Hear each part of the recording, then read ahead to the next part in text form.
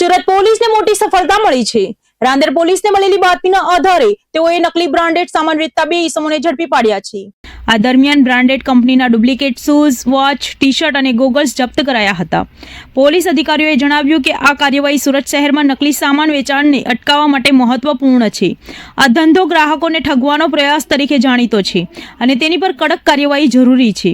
અન્ય સત્તાવાર કાર્યવાહી હેઠળ આરોપીઓને કોર્ટમાં રજૂ કરવામાં આવશે। પોલીસ આ મામલે વધુ તપાસ શરૂ કરી છે જેથી અન્ય સંભવિત નકલી સામાન વેચનારાની ધરપકડ લઈ શકાય। આ કાર્યવાહી સાથે સુરત પોલીસને માત્ર નકલી સામાનની કૃત્યને રોક્યું નથી પરંતુ ગ્રાહકો માટે સુરક્ષિત ખરીદી સુનિશ્ચિત કરવાનો મેસેજ પણ આપ્યો છે।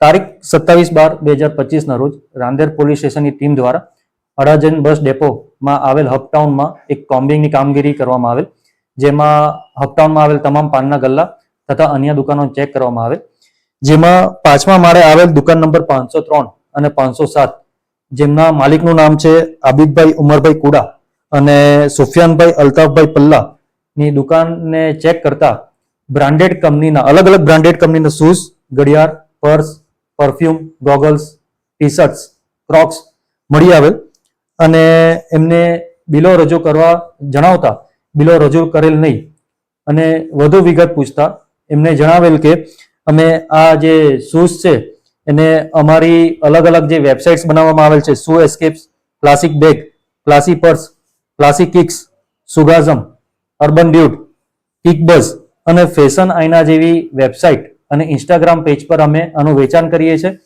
અને વધુ વિગત પૂછતા એમની એમઓ એ રીતની હતી કે આ શૂઝ, પરફ્યુમ્સ બધી અલગ જગ્યાએથી મેળવી અને એ બ્રાન્ડના બોક્સીસ બીજી જગ્યાએથી મેળવી એ બોક્સમાં પેકેજિંગ કરીને ઓલ ઇન્ડિયા એ લોકો ડિલિવર કરતા હતા, જેમાં મુદ્દામાલ કુલ 1,20,300 નો કબજે કરવામાં આવેલ છે અને આરોપી નામે આબિદભાઈ ઉમરભાઈ કુડા અને સુફિયાનભાઈ અલ્તાફભાઈ પલ્લાને કાયદેસરની કાર્યવાહી કરવામાં આવેલ છે।